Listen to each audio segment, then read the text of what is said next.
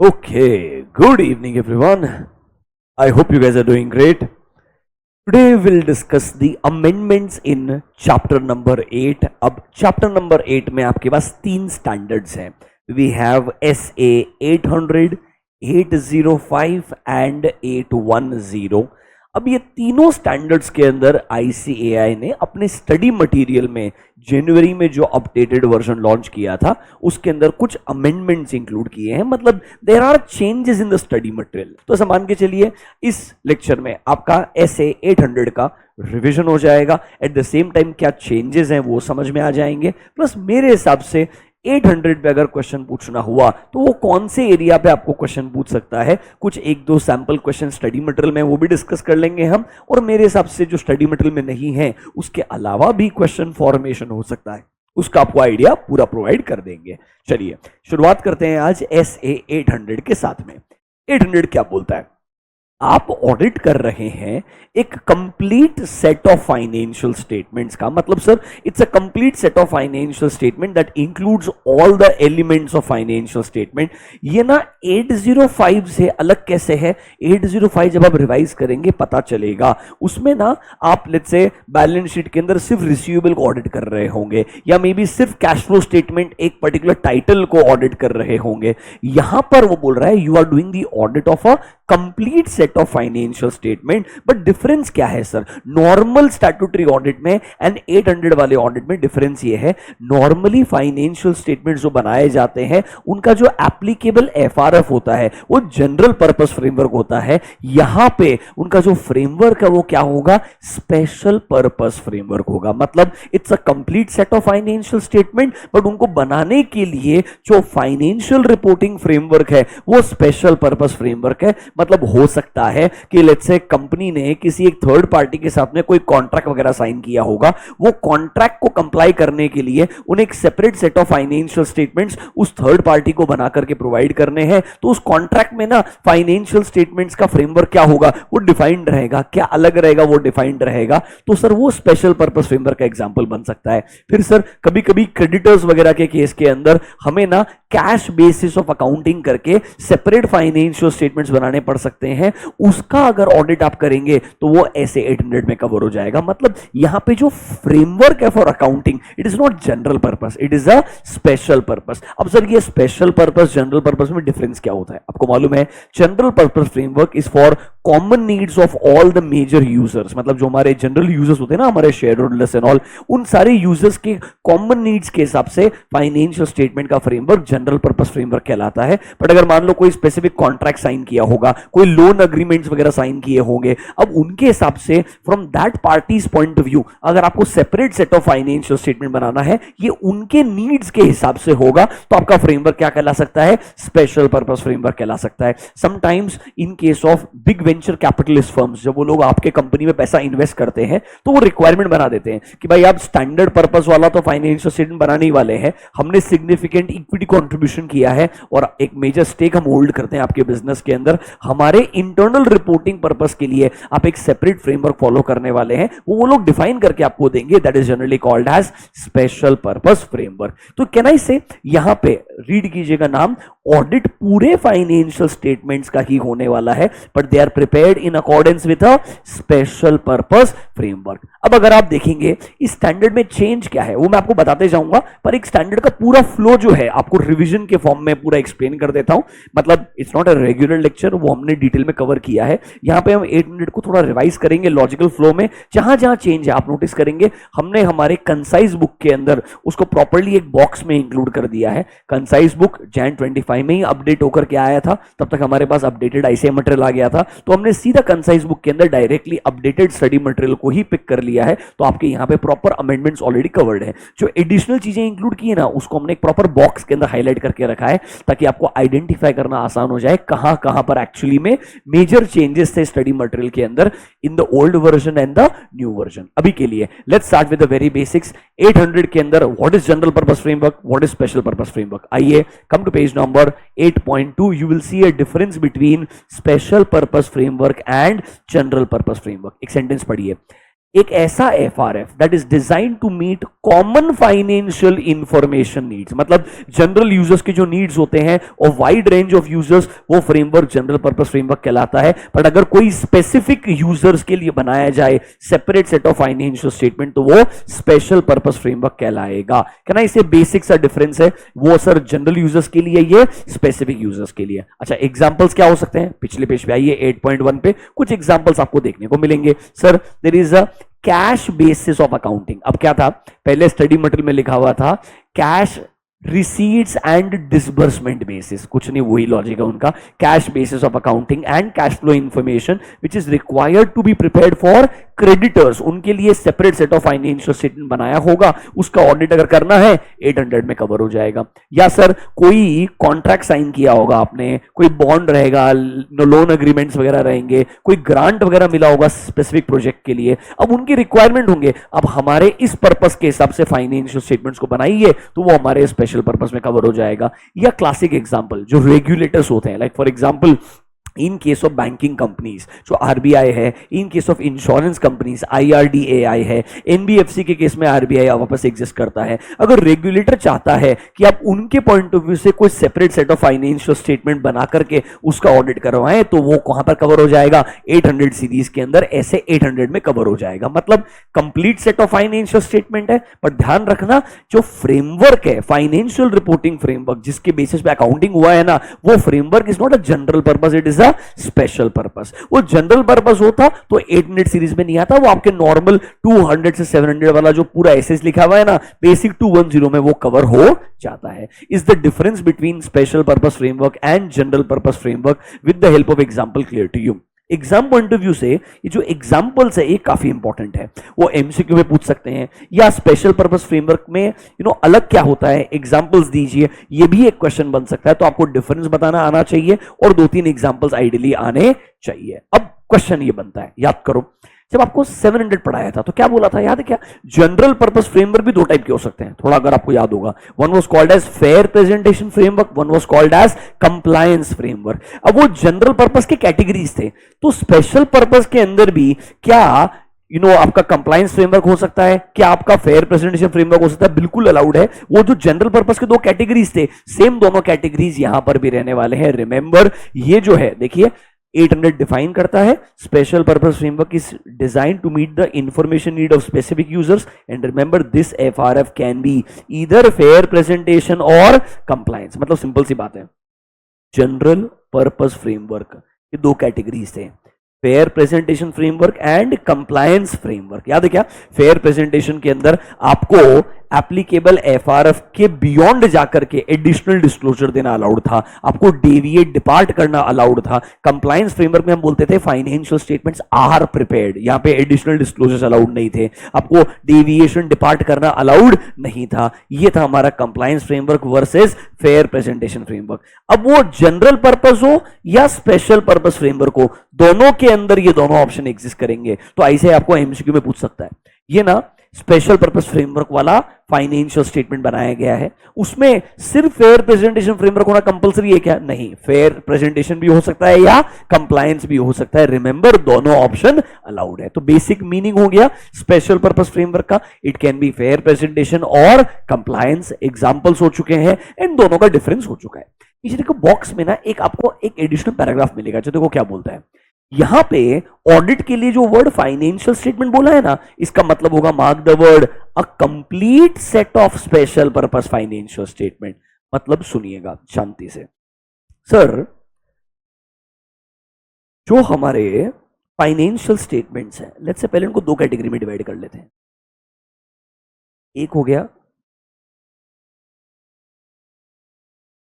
Complete set of financial statements, दूसरा हो गया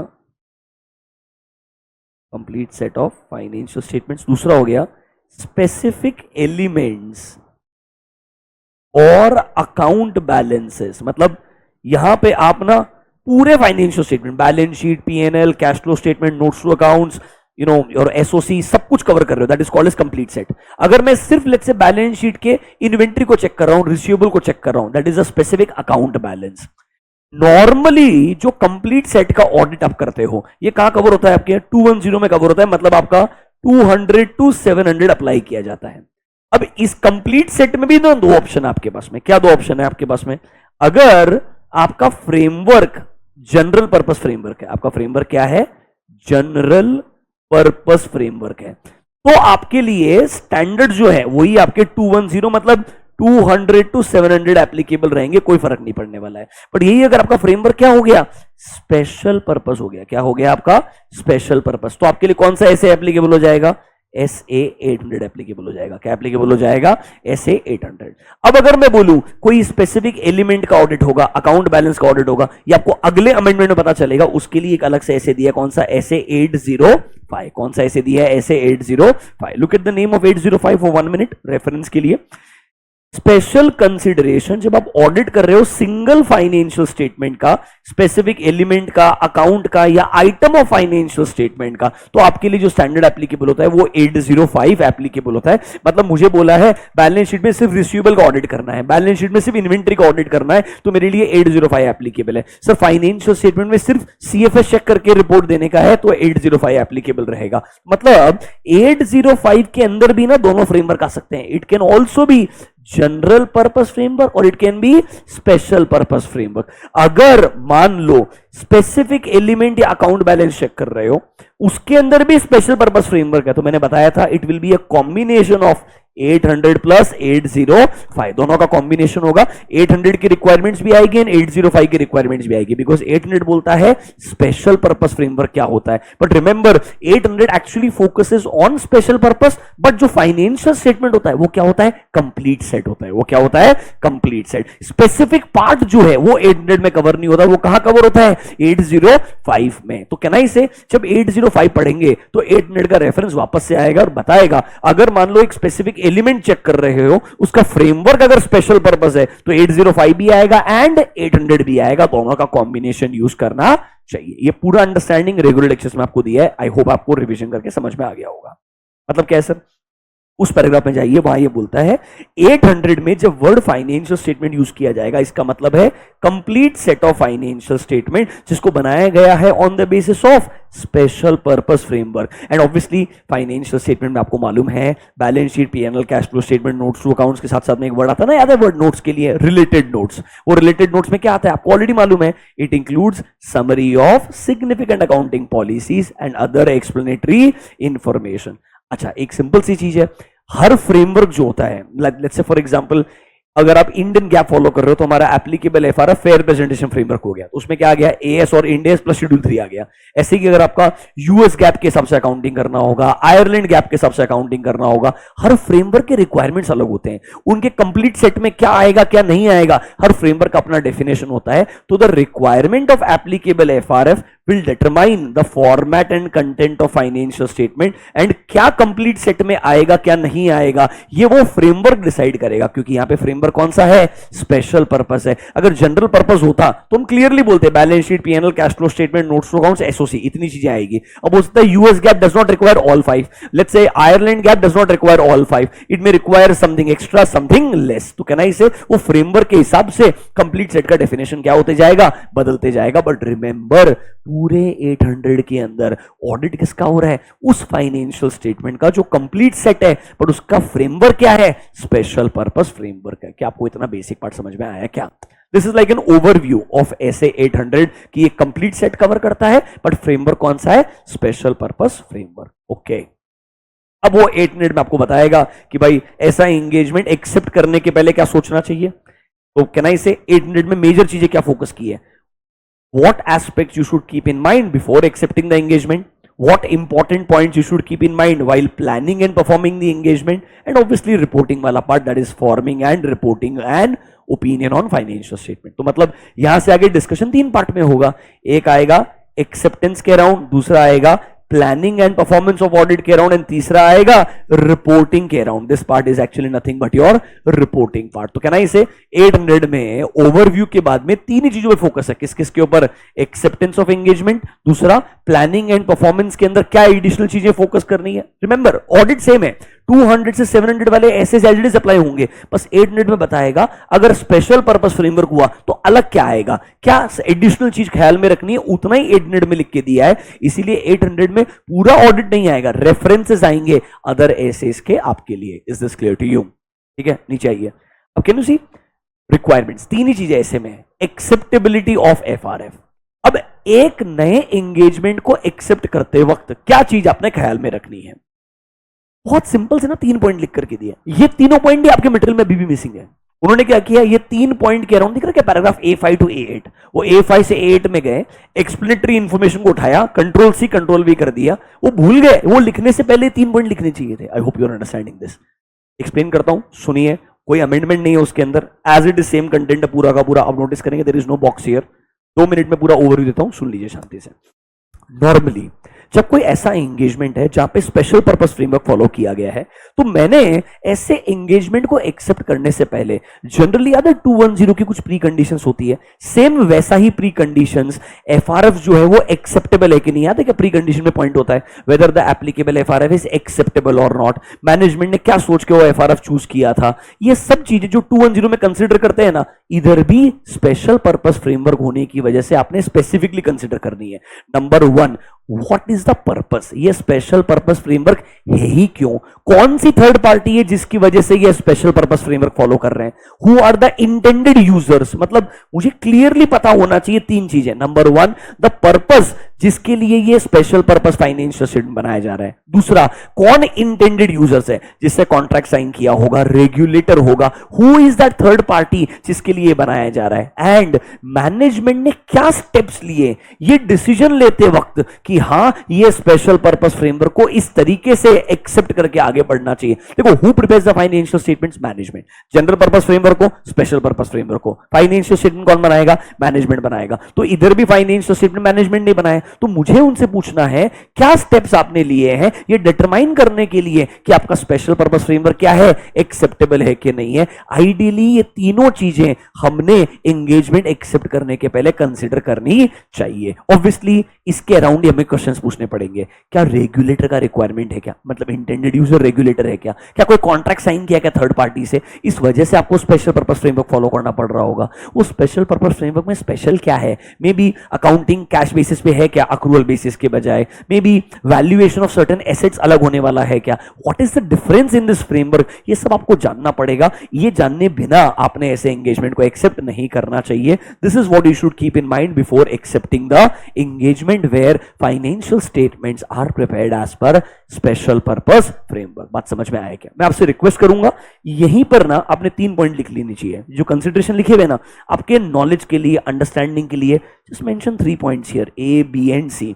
नंबर A आपने लिख लेना चाहिए पर्पस, क्यों आपने स्पेशल पर्पस फाइनेंशियल स्टेटमेंट को बनाया है, what is the main reason behind this, purpose आपको पता होना चाहिए। दूसरा, इंटेंडेड यूजर्स कौन है, दूसरा इंटेंडेड यूजर्स कौन है जिनके हिसाब से ये स्पेशल पर्पस फाइनेंशियल स्टेटमेंट बनाए जा रहे हैं, एंड तीसरा, मैनेजमेंट ने कैसे इंश्योर किया है ये जो स्पेशल पर्पस एफआरएफ है वो एक्सेप्टेबल है या नहीं है। Number 1 purpose, number 2 who are the intended users, and number 3 what steps management have taken to ensure that FRF is acceptable or not. ये तीनों चीजें जब तक आप नहीं समझेंगे तब तक आप ये स्पेशल पर्पस एंगेजमेंट को एक्सेप्ट नहीं कर सकते हैं। Is this clear to you?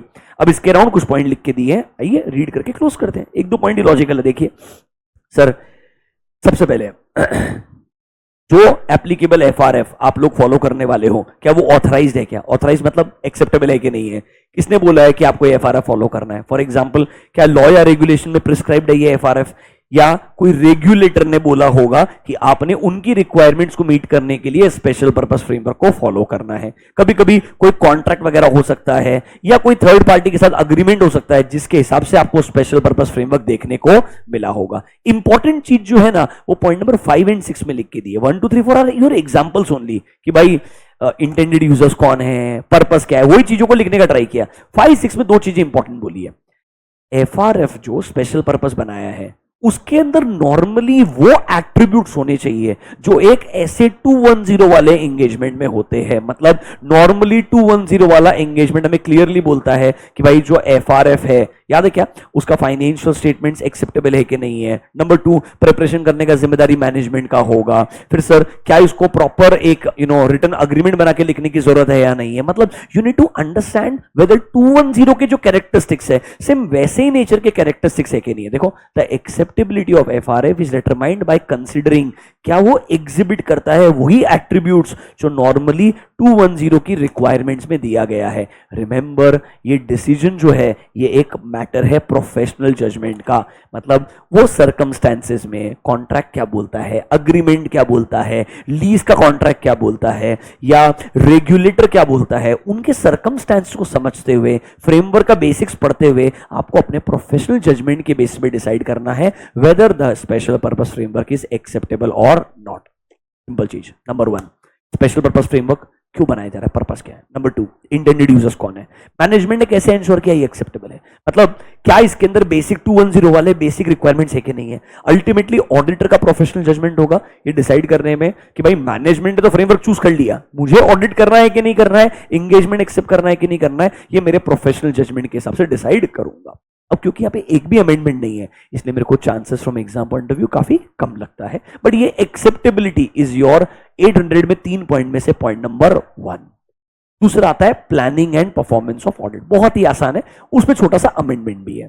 देखो क्या बोलता है, जब हम एंगेजमेंट एक्सेप्ट कर चुके हैं स्पेशल पर्पस फ्रेमवर्क वाला, अब हम ऑडिट प्लान कर रहे हैं, ऑडिट परफॉर्म करने वाले हैं। यहां पे जो पॉइंट नंबर 3 है ना वो एक्चुअली में काफी अच्छा है, आपको लॉजिकली एक्सप्लेन करेंगे। पहले 1 और 2 को रीड कर लेते हैं। सबसे पहला चीज, जैसे याद है ऐसे 200 का रिक्वायरमेंट है that as a auditor you should comply with all ethical requirements including independence. क्या वो आपने यहां भी कंप्लाई करनी पड़ेगी? यस।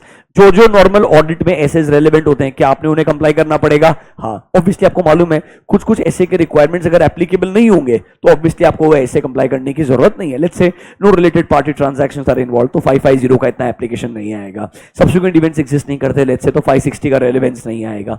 इन एक्सेप्शनल सर्कमस्टेंसेस, देखो कुछ कुछ एक्सेप्शनल सर्कमस्टेंसेस में अगर ऑडिटर को लगता है वो रेलेवेंट ऐसे के रिक्वायरमेंट से डिपार्ट कर सकता है, पर आपको मालूम है ना उसके लिए आपको ऑल्टरनेटिव प्रोसीजर लगाना पड़ता है और अपने डॉक्यूमेंटेशन में वर्किंग पेपर्स में बराबर से मेंशन करना पड़ता है कि हमने एक ऐसे से डिपार्ट किया, क्यों डिपार्ट किया, क्या ऑल्टरनेटिव प्रोसीजर लगाया, वो नॉर्मली आपको लिखना पड़ता है। अभी अमेंडमेंट नहीं है, बेसिक से पॉइंट्स है 1 और 2 ऑनेस्टली कि भाई जो नॉर्मल ऑडिट में आपकी एथिकल रिक्वायरमेंट्स की एप्लीकेबिलिटी है वही इधर आएगी। नॉर्मल ऑडिट में सारे एसेस कंप्लाई करते हो इधर भी करोगे, उधर भी मान लो कभी कभी कोई ऐसे के बियॉन्ड जाके एडिशनल काम करना था आपको, इधर भी सेम चीज अलाउड है। No change at all if you ask me. Point number 3, ये पॉइंट क्या बोलता है सुनिए। याद है ऐसे 315 क्या बोलता है? Risk assessment.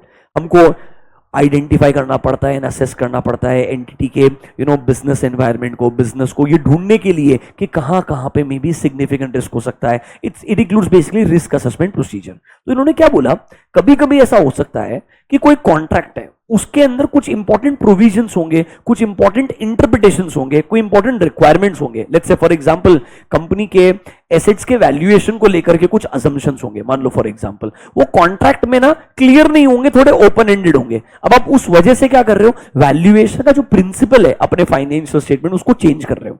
तो यहां पे इन्होंने क्या बोला, ये एक सिग्निफिकेंट इंटरप्रिटेशन हो गया। क्या हो गया? ये एक सिग्निफिकेंट इंटरप्रिटेशन। ऑब्वियसली यहां पे रिस्क इन्वॉल्व ज्यादा माना जाएगा। एज अ ऑडिटर समझो इस स्पेशल पर्पस फ्रेमवर्क में क्या कोई ऐसे सिग्निफिकेंट इंटरप्रिटेशंस है क्या? अगर है तो नॉर्मली उसको अपने सिग्निफिकेंट रिस्क मानना चाहिए और वहां पे डिटेल में काम करना चाहिए, क्योंकि 315 का ऑब्जेक्टिव यही है, जहां रिस्क ज्यादा होता है वहां पर आप फर्दर ऑडिट प्रोसीजर डिटेल में लगाएंगे। पढ़िए मेरे साथ में। 315 चाहता है ऑडिटर ने, एंटिटी ने किस बेसिस पे सेलेक्ट किया है एंड अप्लाई किया अकाउंटिंग पॉलिसीज को समझना चाहिए। In case financial statements are prepared in accordance with, mark the word, provision of a contract. Special purpose का एग्जांपल है, एक कॉन्ट्रैक्ट के हिसाब से फाइनेंशियल स्टेटमेंट बनाया जा रहा है तो ऑडिटर को समझना चाहिए क्या कोई सिग्निफिकेंट इंटरप्रिटेशंस है क्या जो मैनेजमेंट ने यूज किए होंगे व्हाइल प्रिपेयरिंग फाइनेंशियल स्टेटमेंट्स। ये इंटरप्रिटेशंस ना वैल्यूएशन को लेकर के हो सकते हैं, अकाउंटिंग एस्टिमेट्स को लेकर के हो सकते हैं। क्लासिक एग्जांपल से ये valuation and accounting estimates disclosure को लेके हो सकते हैं। जनरली वैल्यूएशन अकाउंटिंग एस्टिमेट्स के अंदर इंटरप्रिटेशन हो सकता है कि यहां पे इस तरीके से वैल्यूएशन कर लें, यहां पे इस तरीके से एस्टिमेशन डेवलप कर लें। हमें एज अ ऑडिटर क्या देखना है, क्या ये इंटरप्रिटेशन सिग्निफिकेंट इंटरप्रिटेशन है। अब इन्होंने ना बहुत बहुत पोलाइट तरीके से सिग्निफिकेंट इंटरप्रिटेशन क्या होता है वो समझा दिया, बट वो अंडरस्टैंडिंग ना इस लाइन में लिख के दिया हुआ है। सुनिएगा क्या बोलता है। वो बोलता है लेट्स से आपने एक्स इंटरप्रिटेशन के हिसाब से वैल्यूएशन ऑफ एसेट किया और वैल्यूएशन ऑफ एसेट आया 1200 करोड़ रुपीस। कितना आया? 1200 crore rupees. As a rational person अगर मैं वो कॉन्ट्रैक्ट को पढ़ूं, कोई और इंटरप्रिटेशन करके वैल्यूएशन करूं, but let's say the amount involved is not 1200, it is something else. अगर आपको लगता है एक पैराग्राफ को पढ़ के, प्रोविजन को पढ़ के कोई दूसरा इंटरप्रिटेशन पॉसिबल है जिससे वैल्यू अलग आएगा, तो जो भी इंटरप्रिटेशन मैनेजमेंट ने यूज किया होगा ना वो क्या कहलाएगा? सिग्निफिकेंट इंटरप्रिटेशन, क्योंकि उसके अराउंड कोई और इंटरप्रिटेशन भी पॉसिबल है। मतलब सर अगर एक इंटरप्रिटेशन सिग्निफिकेंट तब होगा जब मैं अडॉप्ट करूं, mark the word, another reasonable interpretation, जिसकी वजह से मटीरियल डिफरेंस होगा in the information presented in financial statement. Example, मैंने एक एक्स इंटरप्रिटेशन के हिसाब से वैल्यूएशन किया और मेरा वैल्यूएशन आता है लेट्स से 1200 crore rupees for one asset. उसी सेम एसेट के regarding their is one more interpretation possible. Why? जहां पे शायद वैल्यूएशन आपको मिलेगा 1500 करोड़ रुपए। कैन आई से दोनों के अंदर मटेरियल डिफरेंस दिख रहा है। Assume the amount of 300 crore is material. तो कैन आई से एक ही प्रोविजन के अराउंड मल्टीपल इंटरप्रिटेशन पॉसिबल है एंड दोनों के अमाउंट में डिफरेंस क्या आएगा? मटीरियल आएगा। तो मान लो अगर मैनेजमेंट ने एक्स चूज किया है तो ये इंटरप्रिटेशन थियोरेटिकली सिग्निफिकेंट इंटरप्रिटेशन कहलाएगा। If it is a significant interpretation मतलब there is a significant risk involved. यहां पर आपको डिटेल में काम करना पड़ेगा और इस चीज को रिपोर्टिंग में भी कंसिडर करना पड़ेगा। बेसिकली वो बता रहा है स्पेशल पर्पस फ्रेमवर्क में जनरली डिफरेंस जो आता है it can be in valuations, it can be in accounting estimates. वहां पे इंटरप्रिटेशंस अलग होंगे। अगर इंटरप्रिटेशन अलग है तो शायद उसको आपने सिग्निफिकेंट मानना चाहिए, क्योंकि अगर उसके around one more interpretation possible और अमाउंट में डिफरेंस आ सकता है तो आपने उसको सिग्निफिकेंट इंटरप्रिटेशन कंसिडर करना चाहिए। एंड ऑब्वियसली 315 है तो वो सिग्निफिकेंट इंटरप्रिटेशन आपके लिए क्या बन जाएगा? सिग्निफिकेंट रिस्क भी बन जाएगा। ये पॉइंट नंबर 3 को मार्क कर लीजिएगा, ये अच्छा चीज है। अदर देन दैट बहुत स्ट्रेट फॉरवर्ड है। देखो सिंपल चीज सर, सबसे पहला चीज, in case of special purpose framework कोई कॉन्ट्रैक्ट का रिक्वायरमेंट है तो कभी कभी आपको मालूम है ना, ये आपको रेगुलर लेक्चर में भी बताया था। लेट्स से कोई कॉन्ट्रैक्ट है, अब वो कॉन्ट्रैक्ट जिस पार्टी से साइन किया उस पार्टी ने कॉन्ट्रैक्ट में लिख दिया तुम फाइनेंशियल स्टेटमेंट बनाओ, बट हम ना खुद एक थ्रेशोल्ड डिफाइन कर रहे हैं। क्या डिफाइन कर रहे हैं? एक थ्रेशोल्ड, कि इसके नीचे चीजें हम इमटेरियल मानेंगे। तुम्हारे बिजनेस के लिए मटेरियल होगी पर मेरे कॉन्ट्रैक्ट के पॉइंट ऑफ व्यू से I believe anything below 100 crore is immaterial.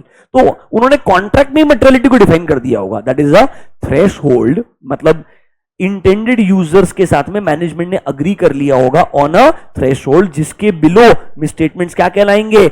Immaterial कहलाएंगे। उसे करेक्ट करने का जरूरत भी नहीं है, उसे करेक्ट भी नहीं करवाएंगे, एडजस्ट भी नहीं कराएंगे। कैन आई से ये एक सेपरेट थ्रेशोल्ड अग्री हो चुका है किसके बीच में? मैनेजमेंट एंड इंटेंडेड यूजर के बीच में। तो कैन आई से ये स्पेशल पर्पस फ्रेमवर्क में ही होगा, क्योंकि नॉर्मल फ्रेमवर्क में तो ऐसा कोई थ्रेशोल्ड लॉ में डिफाइंड हुआ तो बात अलग है, अदरवाइज कोई थ्रेशोल्ड एग्जिस्ट नहीं करता है। बट सर क्लियरली एक बात बोलता है, ये थ्रेशोल्ड भली मैनेजमेंट और थर्ड पार्टी ने एग्री कर लिया होगा।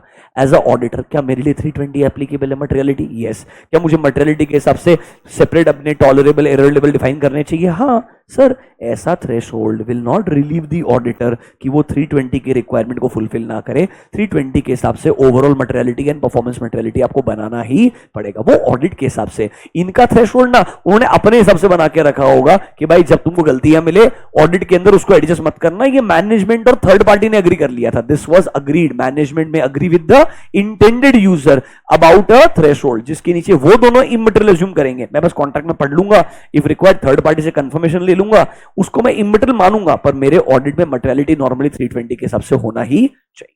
बाकी नॉर्मल ऐसे 260 है, इसमें आपकी जो भी थर्ड पार्टीज रहेगी तो आपको पता करना पड़ेगा कौन कौन अप्रोप्रिएट पर्सन है एंटिटी के स्ट्रक्चर में जिसको हमें सारे इंपॉर्टेंट मैटर्स कम्युनिकेट करने चाहिए। हमारा रिपोर्ट कैसा आएगा, एज पर ऐसे 700 आएगा, क्या ना, इसे 700, 260, 320, ये पूरे जनरल पॉइंट्स है। सिर्फ अलग क्या था, 315 के अंदर बोला there can be a concept of significant interpretation. What is the significant interpretation, revise करवा देता हूं। कोई कॉन्ट्रैक्ट वगैरह साइन किया होगा, उसमें कोई उन्होंने स्टेटमेंट्स लिख के दिए, वहां पे कोई एसेट्स के रिगार्डिंग, अकाउंटिंग एस्टिमेट्स के रिगार्डिंग एक इंटरप्रिटेशन होगा। मुझे लगता है वो इंटरप्रिटेशन के हिसाब से वैल्यूएशन ऐसा होना चाहिए। बट एक रीजनेबल पर्सन सेम स्टेटमेंट को पढ़ के कोई और इंटरप्रिटेशन लगा करके कोई और अमाउंट तक अराइव कर सकता है। तो दोनों में अगर डिफरेंस मटीरियल है तो आप मान के चलना ये इंटरप्रिटेशन सही गलत बात का बात है, पर ये सिग्निफिकेंट इंटरप्रिटेशन है। ये सिग्निफिकेंट है मतलब यहाँ पे सिग्निफिकेंट रिस्क है, आपको डिटेल में उसका चेकिंग करना पड़ेगा। ये जनरली वैल्यूएशंस के केस में बहुत कॉमनली होता है। At which method of valuation we should apply, what assumptions we should use for valuation, उस वजह से आपका जो ओवरऑल वैल्यू है वो चेंज हो सकता है। चले रिपोर्टिंग पार्ट पे, कुछ नहीं हो गया, 8 मिनट खत्म। 8 मिनट में 3 ही चीज थी भाई। पहला चीज था एक्सेप्टेंस, उसमें कुछ क्रेजी था नहीं। पर्पस क्या है, इंटेंडेड यूजर कौन है, एप्लीकेबल एफआरएफ जो उन्होंने यूज किया वो एक्सेप्टेबल है कि नहीं है, कैसे डिसाइड किया। दूसरा चीज planning and performance of audit, 200 के हिसाब से एथिकल रिक्वायरमेंट कंप्लाई करना है, 315 के हिसाब से रिस्क असेसमेंट करना है, सिग्निफिकेंट इंटरप्रिटेशन मिलेगा तो डिटेल में काम करना है, 260 के हिसाब से कम्युनिकेट करना है, मटेरियलिटी 320 यूज करना ही है। हो सकता है थ्रेशोल्ड डिफाइंड हो अलग से कॉन्ट्रैक्ट में, दैट इज ओके, बट 320 आपने फिर भी यूज करना ही चाहिए। और रिपोर्टिंग के लिए 700 सीरीज आएगा। चलिए लास्ट पार्ट आ जाइए, रिपोर्टिंग वाले पार्ट के अंदर आते हैं।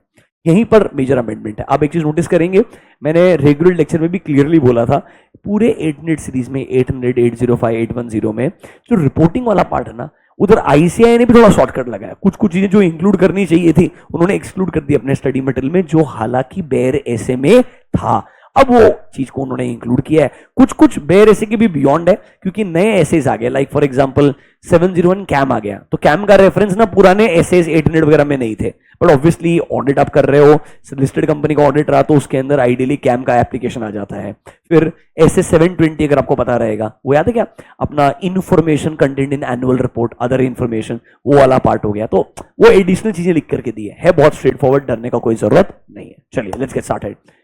Description of applicable FRF heading है, बट एक्चुअली इट्स रिपोर्टिंग। ये रिपोर्टिंग के बारे में बात कर रहा है, वो हेडिंग यूजलेस है, do not think about it. वो आईसीआई की हेडिंग है, मेरी नहीं है, ठीक है। रिपोर्टिंग वाले पार्ट पे रीड नंबर 1 क्या बोलता है। सबसे पहला चीज, sir auditor should evaluate whether financial statements adequately refers to or mark the word describes the applicable FRF। आपको क्लियरली मालूम है यहाँ पे FRF ही अलग है, तो आपको क्लियरली नोट्स टू अकाउंट्स में बताना पड़ेगा कि भाई ये जो फाइनेंशियल स्टेटमेंट बनाए गए हैं इनका जो एप्लीकेबल एफआरएफ है वो स्पेशल पर्पस फ्रेमवर्क है। तो कहना इसे वो क्लियरली उन्होंने डिस्क्लोज करना चाहिए। ऑडिटर को चेक करना है कि क्या कंपनी ने ये जो आपका स्पेशल पर्पस फ्रेमवर्क है इसको बराबर से डिस्क्लोज किया है या नहीं किया है। देखो, अगर फाइनेंशियल स्टेटमेंट्स प्रिपेयर किए गए हैं इन accordance with the provision of a contract, तो ऑडिटर को इवैल्यूएट करना है उस कॉन्ट्रैक्ट में जितने भी सिग्निफिकेंट इंटरप्रिटेशंस हैं वो बराबर से डिस्क्लोज्ड होने चाहिए, डिस्क्राइब्ड होने चाहिए। ऑब्वियसली ऑडिटर ने चेक भी करने चाहिए, ये ऑब्वियसली फाइनेंशियल स्टेटमेंट में होंगे तो ही हम चेक करके रिपोर्ट करके देंगे। कुछ नहीं, वो बोल रहा है स्पेशल पर्पस फ्रेमवर्क है ना, नोट्स टू अकाउंट्स में डिस्क्लोज करो, कॉन्ट्रैक्ट वगैरह है तो सिग्निफिकेंट इंटरप्रिटेशंस को बराबर से डिस्क्लोज करो, तुम चेक करो डिस्क्लोजर बराबर है कि नहीं। उसी का रेफरेंस आपकी ऑडिट रिपोर्ट में आगे जाके आ जाएगा। नंबर 2 देखो, ऐसे 700 में फॉर्मेट दिया है, कंटेंट दिया है ऑडिट रिपोर्ट का, सेम वही चीज है। सबसे पहले अगर ऑडिट रिपोर्ट है on special purpose financial statements, तो देखो नंबर 1 आप ए और बी पढ़ेंगे और आप नोटिस करेंगे मैंने आपको एक्सेप्टेंस में याद है वो 3 पॉइंट पढ़ाए थे। What is the purpose of special purpose financial statement, who are the intended users, whether applicable FRF is acceptable or not. Obviously वो एक्सेप्टेंस में जो कंसीडर करेगा वो रिपोर्ट में लिखेगा। हमारी रिपोर्ट में क्लियरली डिस्क्राइब करना चाहिए, मार्क द कीवर्ड पर्पस, किसके लिए फाइनेंशियल स्टेटमेंट्स को बनाया गया है। Number 2 intended users, ideally if required जो नोट्स टू अकाउंट्स के अंदर स्पेशल पर्पस फाइनेंशियल स्टेटमेंट के बारे में डिटेल दिया होगा ना, उसका हमने रेफरेंस हमारे ऑडिट रिपोर्ट में देना चाहिए या रेफर करना चाहिए उस नोट को जहां पर वो इंफॉर्मेशन कंटेंट है। बेसिकली मेरी रिपोर्ट में क्लियरली हाईलाइट होना चाहिए why special purpose financial statements are prepared, who are the intended users। Point number B पढ़ के देखो, if management has a choice कि भाई उनको फाइनेंशियल स्टेटमेंट्स प्रिपेयर करते वक्त कौन सा एफआरएफ लगाना है, अगर चॉइस था तो उन्होंने कैसे डिसाइड किया कि भाई जो एफआरएफ वो लगा रहे हैं वो एक्सेप्टेबल है या नहीं है। नॉर्मली याद है वो मैनेजमेंट रिस्पॉन्सिबिलिटीज करके हेडिंग रहता है, वहां पे हमको बताना पड़ता है कि मैनेजमेंट ने एक्स बेसिस के ऊपर डिसाइड किया ये एफआरएफ एक्सेप्टेबल है और उन्होंने उसके बेसिस पे क्या बना दिया, फाइनेंशियल स्टेटमेंट्स को बना दिया। इधर तक कोई अमेंडमेंट नहीं था, ये आपके 800 के अंदर एज इट इज एग्जिस्ट करता था। अब नोटिस करेंगे ये दोनों पॉइंट जो है आपके एक्सेप्टेंस वाले एरिया से आ रहे हैं, वो तीनों चीज आपको लिखवा के दी थी मैंने यहाँ पे, purpose, intended user, whether applicable FRF is acceptable or not. Literally वही चीज एज इट इज रिपीटेड है रिपोर्टिंग के अंदर। ठीक है, अब नीचे देखो क्या बोलता है। ऑब्वियसली 701 बाद में इंट्रोड्यूस किया गया था, ये 800 सीरीज बहुत पहले आ चुका था। 701 इज कॉल्ड एज की ऑडिट मैटर पैराग्राफ। देखो, when key audit matters are communicated in the audit report, इस बार फाइनेंशियल स्टेटमेंट्स कौन से हैं, स्पेशल पर्पस वाले हैं, तो क्या 701 भी अप्लाई होगा, बिल्कुल अप्लाई होगा, विदाउट एनी डाउट, लॉजिकल चीज एकदम। 720 पे आ जाओ, पॉइंट नंबर डी के अंदर देखो क्या बोलता है। सर 720 थोड़ा रिवीजन कराऊं क्या, याद है क्या आपको? 720 बोलता है ऐसा डॉक्यूमेंट जिस डॉक्यूमेंट के अंदर आपका फाइनेंशियल स्टेटमेंट्स आ रहा है, ऑडिट रिपोर्ट आ रहा है, उस डॉक्यूमेंट में जो अदर इंफॉर्मेशन है, उस डॉक्यूमेंट में जो क्या है, अदर इंफॉर्मेशन। तो क्लासिक एग्जांपल है, उन्होंने 720 में खुद बोला annual report. Annual report includes your financial statements, it includes your audit report.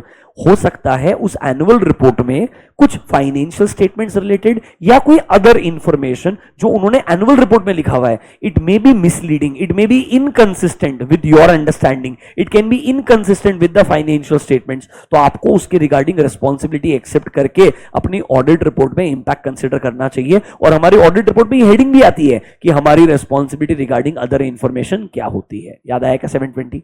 Same चीज उन्होंने बोला, स्पेशल पर्पस हो जनरल पर्पस हो, 701 एप्लीकेबल जब होना है दोनों के लिए एप्लीकेबल होगा, 720 दोनों के लिए एप्लीकेबल होगा। देखो क्या बोलता है, 720 डील्स विद ऑडिटर की रिस्पॉन्सिबिलिटी रिगार्डिंग अदर इंफॉर्मेशन, मतलब reports which are part of a document or special purpose financial statement जो एक डॉक्यूमेंट में इन्वॉल्व रहेंगे। वो डॉक्यूमेंट यहां पे क्या कहलाएगा, एनुअल रिपोर्ट। देखो इस पर्पस के लिए the document is called as annual report. Remember हमारा पर्पस है कि जो हमारे ओनर्स हैं, मतलब स्टेक होल्डर्स जो हैं हमारे सारे के सारे, उनको इन मैटर्स के रिगार्डिंग बेसिकली एनुअल रिपोर्ट आपके सारे यूजर्स को दिया जाता है। वो स्टेक होल्डर्स को बताना पड़ता है कि भाई हमने ना पूरा एनुअल रिपोर्ट गो थ्रू किया है, उसमें हमें कोई भी इनकंसिस्टेंट या मिसलीडिंग इंफॉर्मेशन नहीं मिला है। हाँ, हमारा रेस्पॉन्सिबिलिटी नहीं है उसके ऊपर सेपरेटली ओपिनियन देने का, बट हमने उसको गो थ्रू किया है और ये चीज हमारे ऑडिट रिपोर्ट में इंक्लूड होती है। 720 का सेम पैराग्राफ उठा के यहाँ पे लिख दिया, बस वो बोल रहा है ये भी अप्लाई होगा when the financial statements are prepared as पर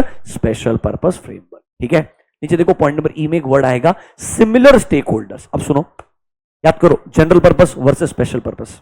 general purpose is for wide range of users, special purpose is for specific users. तो यहां पे जब स्टेक होल्डर वर्ड पढ़ोगे, will you think about the specific users? Yes, क्योंकि ये financial statement किसके लिए है, जनरल यूजर्स के लिए नहीं है, it is your specific users. तो देखो जब हम फाइनेंशियल स्टेटमेंट्स बना रहे हैं using special purpose, similar stakeholder का मतलब है, mark the word, specific users. वो क्रेडिटर्स हो गए, कॉन्ट्रैक्ट जिस साथ में साइन किया होगा थर्ड पार्टी हो गया, रेगुलेटर हो गया, जिनकी नीड्स को फुलफिल करने के लिए हमने ये स्पेशल पर्पस फ्रेमवर्क यूज किया था while preparing our financial statements. मतलब यहां पे एक वर्ड को इंपॉर्टेंट मार्क कर लेना, स्पेसिफिक यूजर। स्टेक होल्डर का मतलब है स्पेसिफिक यूजर, क्योंकि ऑब्वियसली ये स्पेशल पर्पस है। जनरल पर्पस होता तो हमारे जनरल रेंज ऑफ यूजर्स आते। लॉजिकल है कि नहीं है?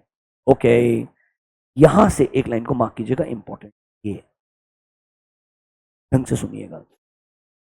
जब ऑडिटर अपनी ऑडिट रिपोर्ट इशू कर रहा है on special purpose financial statements, सुनिए शांति से, जब ऑडिटर अपनी रिपोर्ट इशू कर रहा है on special purpose financial statements, अब क्या हुआ होगा, उस सेम कंपनी के लिए general purpose financial statements, special purpose financial statements. अब ये तो कंपलसरी है, इसका तो ऑडिट रिपोर्ट बना ही होगा। स्पेशल पर्पस का अलग से ऑडिट रिपोर्ट बन रहा है। हो सकता है यहां पे हमें कुछ इंपॉर्टेंट मैटर्स मिले होंगे while doing a audit of general purpose financial statements. मैंने स्पेशल पर्पस वाली ऑडिट रिपोर्ट में अदर मैटर पैराग्राफ के अंदर, आई रिपीट, कहां पे, अदर मैटर पैराग्राफ में उन मेरे स्पेसिफिक यूजर को बताना चाहिए। लेट्स से कोई गोइंग कंसर्न रिलेटेड प्रॉब्लम था, याद है, material uncertainty related to going concern. यहां पे जनरल पर्पस वाली रिपोर्ट जो है ना, उसमें लिखा है material uncertainty related to going concern. यहां पर मुझे अदर मैटर में हाईलाइट करके उनको बताना पड़ेगा कि भाई जनरल पर्पस की सेपरेट रिपोर्ट है, या ये बताना चाहिए उस जनरल पर्पस की सेपरेट रिपोर्ट में कोई एक स्पेसिफिक मैटर है जो मैं चाहता हूं आपने क्या करना चाहिए, रीड करना चाहिए, गो थ्रू करना चाहिए। ऐसा अदर मैटर पैराग्राफ का रेफरेंस दिया। देखो, when the auditor determines that entity plans to issue such a report, तो 720 को अप्लाई करना। देखिए पॉइंट नंबर एफ ढंग से क्या बोलता है, ढंग से मार्क कीजिएगा। पॉइंट नंबर एफ को मार्क कीजिएगा बच्चों, ये वाला पार्ट तो छोटा सा था। पॉइंट नंबर एफ इंपॉर्टेंट है। The auditor may deem it appropriate to refer, the auditor may deem it appropriate to refer. 720 वाला पार्ट हो गया। अब नीचे आ जाइए, अदर मैटर पैराग्राफ 706 का एप्लीकेशन दे रहा है। अदर मैटर पैराग्राफ में कौन सी रिपोर्ट में, in the auditors report on special purpose, मतलब स्पेशल पर्पस फाइनेंशियल स्टेटमेंट जो है उस ऑडिट रिपोर्ट में ओएम आएगा कि जो जनरल पर्पस फाइनेंशियल स्टेटमेंट है ना, उसकी रिपोर्ट में देखो, to the auditor's report on complete set of general purpose. वो चीज बोल रहा है वो, ढंग से सुनना। स्पेशल पर्पस की रिपोर्ट बना के दे रहा हूं, इसमें ओएम के अंदर लिखूंगा जनरल पर्पस का सेपरेट रिपोर्ट है, ये रेफरेंस दे सकता हूं नंबर 1। या जनरल पर्पस में मेरे को लेट्स से कोई material uncertainty related going concern मिली थी, वो मैटर का रेफरेंस ओएम में दे सकता हूं। और can you see a word, to matters reported as per SA 706। Example पढ़ के देखिए, auditor may consider it appropriate to refer in the audit report on special purpose that there is a material uncertainty related to going concern, जिसको हमने कहां include किया था, audit report on general purpose में। मतलब जनरल पर्पस के अंदर material uncertainty थी, ऐसा हमने रिपोर्ट किया, तो स्पेशल पर्पस के ओएम में लिखो कि भाई ये वाला पैराग्राफ पढ़ना चाहिए, हमें लगता है ये आपके लिए इंपॉर्टेंट है। बिकॉज स्पेसिफिक यूजर्स शायद जनरल पर्पस वाली रिपोर्ट को क्या कर दे, इग्नोर कर दे, तो हमने हमारी स्पेशल पर्पस की रिपोर्ट में जनरल पर्पस की रिपोर्ट अलग है, ये रेफरेंस देना चाहिए। या इंपॉर्टेंट मैटर अगर जो है वो तो एड्रेस करना ही चाहिए। ये वर्ड है may refer, remember, may deem it appropriate. तो ये किसके ऊपर डिपेंडेंट है, ऑडिटर के जजमेंट पे। बट आइडियली बताऊं आपको, material uncertainty related to going concern वगैरह हुआ, अब रिपोर्ट ना करो तो ऑब्वियसली ये अनएथिकल माना जाएगा, अनप्रोफेशनल माना जाएगा। पॉइंट नंबर 5 को, जो पॉइंट नंबर एफ है, सॉरी, इसको बहुत इंपॉर्टेंट मार्क कर लीजिएगा, यहां पे बढ़िया क्वेश्चन बन सकता है। ऊपर वाला पार्ट 701 720 बहुत टाइम पास है। सिमिलर स्टेक होल्डर में स्पेसिफिक यूजर आ जाएगा, इतना सा बात है। वापस से रिपोर्टिंग वाला पार्ट रिवाइज कीजिए। सर रिपोर्टिंग में क्या हमें ये मेंशन करना पड़ेगा कि भाई ये स्पेशल पर्पस वाले फाइनेंशियल स्टेटमेंट्स है? हाँ। इंटेंडेड यूजर्स कौन है? बिल्कुल। क्या ना इसे ये सब कुछ नोट्स टू अकाउंट्स में लिखा होगा, वो नोट्स टू अकाउंट्स का मेरे ऑडिट रिपोर्ट में क्या दे देना चाहिए, रेफरेंस दे देना चाहिए। इंपॉर्टेंट चीज, 701 एप्लीकेबल हो सकता है, बिल्कुल हो सकता है। 720 अप्लाई हो सकता है, हाँ। 720 के स्टेक होल्डर में इस बार कौन से यूजर्स कवर होंगे? स्पेसिफिक यूजर्स कवर होंगे, क्योंकि ये स्पेशल पर्पस फाइनेंशियल स्टेटमेंट है। इधर कुछ भी क्रेजी नहीं है, इंपॉर्टेंट है point number F. Special purpose की रिपोर्ट बना रहे हो, जनरल पर्पस की रिपोर्ट अलग से है, इसका रेफरेंस दे दो। इट्स लाइक जॉइंट ऑडिट में याद है क्या, सेपरेट रिपोर्ट आती है तो बोलना पड़ता है ना, जॉइंट ऑडिटर ने सेपरेट रिपोर्ट दिया तो बोलेगा ना, इस रिपोर्ट में बोलेगा एक सेपरेट रिपोर्ट है, इस रिपोर्ट में बोलेगा सेपरेट रिपोर्ट है। सेम लॉजिक यहां पे, स्पेशल पर्पस में बोलेगा जनरल पर्पस की रिपोर्ट है, या जनरल पर्पस वाले में कुछ स्पेसिफिक मैटर था जिसको हाईलाइट यहां पे कर सकते हो। कहां पर आएगा ये मैटर? अदर मैटर के अंदर। लॉजिकल है पक्का? 800 में 2 क्वेश्चंस पॉसिबल है अदर मैटर के ऊपर, तो ये वाला पॉइंट पे एक क्वेश्चन पूछेगा, और अगला वाला बताऊंगा ईओएम वाला एग्जांपल। कौन सा एग्जांपल? Emphasis of matter. ये मैंने आपको रेगुलर के अंदर पूरा पढ़ाया है, as it is same example भी आपको 800 से कवर करके दिया है। सुनिए, ये फ्रेमवर्क कौन सा है? स्पेशल पर्पस है। डोंट यू थिंक मुझे मेरे यूजर्स को बताना चाहिए? वो जो ऊपर बोला ना रेफरेंस, क्या होता है, कंपनी अपने स्पेशल पर्पस फाइनेंशियल स्टेटमेंट को बनाते हुए नोट्स टू अकाउंट्स में एक नोट बनाता है that it is a special purpose financial statement. मुझे वही नोट्स टू अकाउंट्स का रेफरेंस मेरे ऑडिट रिपोर्ट में एम्फसिस ऑफ मैटर पैराग्राफ में देना होता है। बोलना पड़ता है we draw attention to note number XYZ कि भाई इस कंपनी का फाइनेंशियल स्टेटमेंट का जो पर्पस है वो क्या है? स्पेशल पर्पस है। ये सिर्फ लेट्स से कॉन्ट्रैक्ट किया होगा XYZ DEF PQR, उनके रेफरेंस के लिए है और कंपनी के रेफरेंस के लिए। किसी और ने ये फाइनेंशियल स्टेटमेंट और हमारी रिपोर्ट एक्चुअली यूज नहीं करना चाहिए। It is called as alerting the users, it is called as alerting the users as well as creating a restriction on distribution और यूज। मतलब हम आपको अलर्ट भी कर रहे हैं, एट द सेम टाइम एक एडिशनल स्टेटमेंट लिख करके हम बोल रहे हैं इस रिपोर्ट का, इस फाइनेंशियल स्टेटमेंट का इस्तेमाल किसी और ने नहीं करना चाहिए, किसी को डिस्ट्रीब्यूट भी आपने नहीं करना चाहिए। इसके लिए एक ईओएम आएगा, उसका एग्जाम्पल मैंने बॉक्स में लिख के दिया है। सेम चीज आपको रेगुलर में पढ़ा है, पढ़ो, क्लोज करते हैं। Special purpose financial statements can be use for purposes other than जिसके लिए वो इंटेंडेड है। मतलब रेगुलेटर बोल सकता है पब्लिक रिकॉर्ड में आपको special purpose financial statement publish करने पड़ेंगे। If regulator asks you, you don't have any option like RBI, IR, DAI। इसमें पॉइंट नंबर 2 और 3 अमेंडमेंट है। देखिए क्या अमेंडमेंट है। मिसअंडरस्टैंडिंग्स को अवॉइड करने के लिए मेरे यूजर्स को समझना चाहिए ये स्पेशल पर्पस वाले हैं, जनरल पर्पस वाले नहीं है। ऑडिटर ने अलर्ट करना चाहिए अपने यूजर्स को bye including, mark the word, emphasis of matter paragraph, जहां पे क्लियरली एक्सप्लेन करना चाहिए ये फाइनेंशियल स्टेटमेंट्स प्रिपेयर किए गए हैं with a special purpose framework, that is why it may not B suitable for any other purpose. Can I से आपके ऑडिट रिपोर्ट में एक सेपरेट हेडिंग आता है, emphasis of matter paragraph, EOM लिखो या कोई भी सूटेबल हेडिंग लिखो, आपके ऊपर होता है। Normally we put a heading restriction on distribution और यूज, ऐसा भी लिख सकते हो आप। स्पेशल पर्पस का रेफरेंस लिख सकते हो, कोई भी तरीके से ऐसा हेडिंग बना सकते हो। देखो एग्जांपल ऑफ ईओएम, नीचे देखिए क्या उसका सब हेडिंग बना के दिया। ईओएम तो है basis of accounting and restriction on distribution and use, ये एक तरीके से ईओएम का हेडिंग बन गया। देखो क्या लिखा है, we draw attention to note number X, किधर लिखा होगा, फाइनेंशियल स्टेटमेंट में, जो डिस्क्राइब करता है the basis of accounting. Remember these financial statements are prepared to assist the company in complying with the provision of a contract. As a result these financial statements may not be suitable for another purpose. Can I say alert कर दिया readers को। आगे देखो, our report is solely for the company and the DEF, मतलब उनके लिए है। It should not be distributed to और used by any other parties. Can I say EOM का ड्राफ्टिंग आ गया। This can become a good question according to me. Same चीज आपको रेगुलर बैच में बोला। देखो 706 के हिसाब से आपने ऑडिट रिपोर्ट में ईओएम का हेडिंग बनाना चाहिए, एक अप्रोप्रिएट हेडिंग। अप्रोप्रिएट हेडिंग का एग्जांपल है ये, this is the example, basis of accounting and restriction on distribution and use. देखो, in addition to alert the required, मतलब अलर्ट तो करना ही है, साथ साथ में ये भी इंडिकेट करना चाहिए हमारी जो रिपोर्ट है it is intended solely for specific user. इस केस में कौन सा एग्जांपल हो गया, it is intended solely for the company and DEF।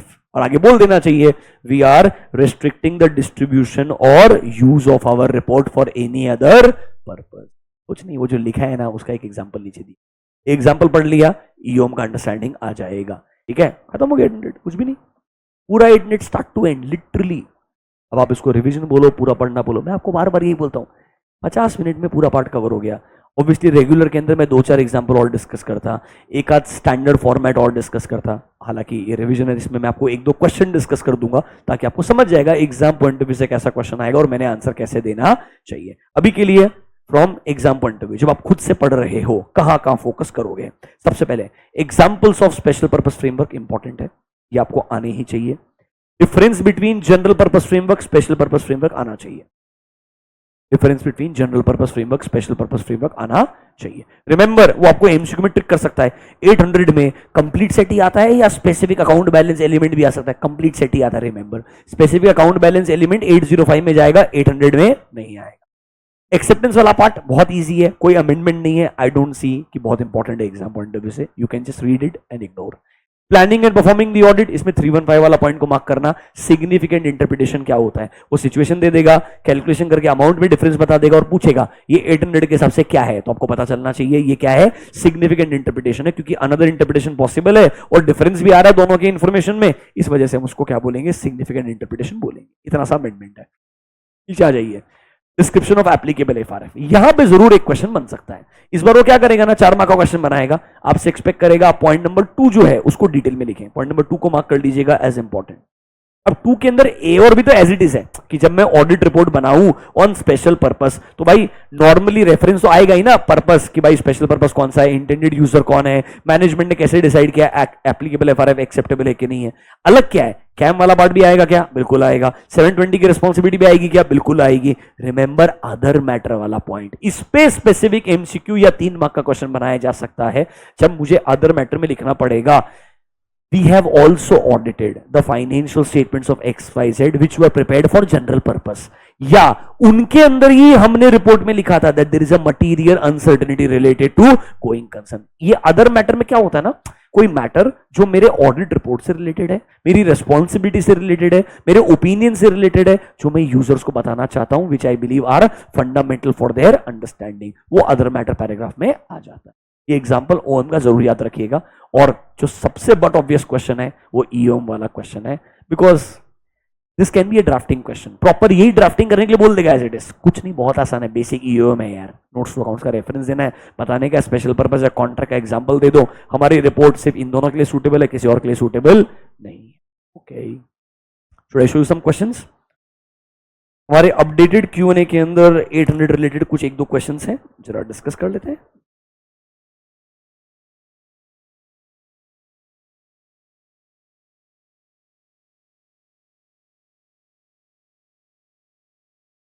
Second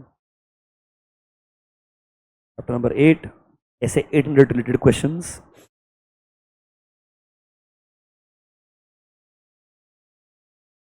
एक क्वेश्चन नंबर 3 है, डिस्कस कर लीजिए मेरे साथ में। थोड़ा 805 का एप्लीकेशन भी है यहाँ पे, बट इट्स ओके। मैंने आपको बेसिक ओवरव्यू दिया था आज, मेरे हिसाब से अगर आपको ये ओवरव्यू समझ में आया था कि भाई याद है क्या, स्पेसिफिक एलिमेंट वगैरह का चेकिंग होगा तो 805 आएगा, बट उसमें अगर स्पेशल पर्पस फ्रेमवर्क हुआ तो 800 भी आ जाएगा। वैसा ही क्वेश्चन देखने को मिलेगा। देखो क्या बोलते हैं।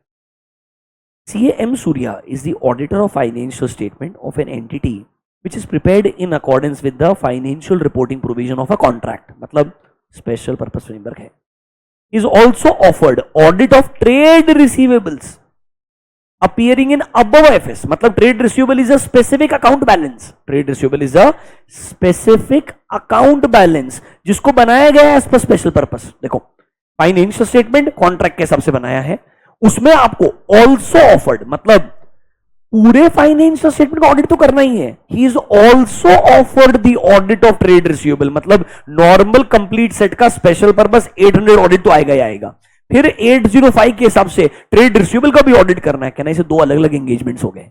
Can he accept such engagement? बिल्कुल एक्सेप्ट कर सकता है। अगर वो करेगा तो क्या दोनों 800 805 अप्लाई करना पड़ेगा? हाँ, देखो the single financial statement or specific element or account balance can be prepared in accordance with general or special purpose। ये कल 805 में पढ़ाएंगे आपको नेक्स्ट लेक्चर में। if they are prepared in accordance with special purpose, मैंने क्या बोला, 800 will also apply, मतलब 805 तो अप्लाई होगा ही होगा बिकॉज एक ट्रेड रिसीवेबल का ऑडिट करना है। 800 भी अप्लाई होगा because the framework is special purpose. In the given case financial statements are prepared in accordance with the provision of a contract. Is that a special purpose framework? Yes, देखो it is a special purpose framework. The auditor of financial statement prepared in accordance with special purpose framework is also offered the audit of receivable। क्या ना इसे वो audit accept कर सकता है? Yes, उसकी audit approach में 800 भी आना चाहिए एंड 805 भी आना चाहिए। ऐसे क्वेश्चंस ना मैं आपको बता रहा हूं, they will not ask you the same question. आप बढ़िया से 800 पढ़ो, मैं आपको बोल रहा हूं 50 मिनट में पूरा 800 डिटेल में कवर हो गया स्टार्ट टू एंड, मतलब comparatively less practical exposure but standard wise तो कवर हो गया पूरा का पूरा। उसके बाद में कोई भी क्वेश्चन पूछते कोई फर्क पड़ने वाला नहीं। अगर आपका लॉजिक बराबर है ना, वो ऐसे क्वेश्चन को आप याद नहीं कर सकते हो। अब ऐसे कितने क्वेश्चन याद करोगे, बट अगर आप स्टैंडर्ड का अंडरस्टैंडिंग पूरा रखोगे, पूरा आपको रिवाइज करने में 15-20 मिनट लगना चाहिए ऑन हायर साइड। ठीक है, चलिए खत्म हो गया वो क्वेश्चन। एक क्वेश्चन और है, बढ़िया। Question number 8, 800 deals with special consideration that is applicable in respect of audit of financial statements prepared in accordance with special purpose। Explain by giving example what is the meaning of special purpose। Time pass है, general purpose क्या होता है, special purpose क्या होता है, difference बता दो। वही 3 एग्जाम्पल। ये देखो यहाँ पे cash receipts and disbursement basis लिखा होगा, अब आपको क्या लिखना पड़ेगा, कैश बेसिस ऑफ अकाउंटिंग लिखना पड़ेगा। उनका स्टडी मटेरियल में आंसर भी तो अपडेट अभी तक नहीं हुआ है ना। स्टडी मटेरियल वाला जो आंसर है उसमें क्या आएगा, cash basis of accounting and cash flow information. इतना ही अमेंडमेंट है। ठीक है, 3 एग्जाम्पल्स हो गए। देखो special purpose framework is different from general purpose framework. Example, it is required to meet the wide range of common users while special purpose is for needs of specific users. क्या special purpose वाला framework can be both fair presentation or compliance? Yes. बहुत ही basic सा question आपको बोल रहा हूं ना, ये क्वेश्चन मेरे को नहीं लगता है आइडियली पूछने चाहिए, बहुत ही बेसिक लेवल के हैं. आपने अगर 800 से क्वेश्चन प्रिडिक्ट करने का है, मेरे हिसाब से focus a lot on EOM वाला example, other matter paragraph example, या फिर बहुत ही ऐसे ने परेशान करना है तो जो पॉइंट नंबर 2 है ना, रिपोर्टिंग में क्या क्या आएगा, सब कुछ A B C D E F G, A B C D E F, sorry ये पॉइंट. इसमें भी सिंपल है, 701 एज इट इज पॉइंट लिख देना, 720 पॉइंट लिख देना, stakeholder include specific user लिख देना, अदर मैटर का एग्जांपल दे देना, गोइंग कंसर्न वाला सेम चीज. 3 पॉइंट तुम्हारा ये हो गया, खत्म बात. ऊपर वाला पहला पॉइंट जनरल पॉइंट है, पर्पस क्या है, स्पेसिफिक यूजर्स को, इंटेंडेड यूजर्स कौन कौन से हैं, एंड मैनेजमेंट ने कैसे देखा कि एप्लीकेबल है, एफआरएफ एक्सेप्टेबल है या नहीं है. 5 मार्क का आंसर हो जाएगा आपके लिए. You understand this. Same manner will try to cover 805 and 810 also. तो थोड़े से वास्ट है कंपेरेटिवली, 800 थोड़ा छोटा था इसलिए जल्दी कवर हो गया.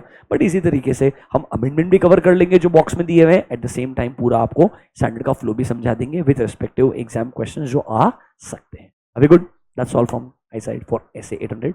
I hope it is helping to you guys. Thank you. I'll see you tomorrow. Bye bye.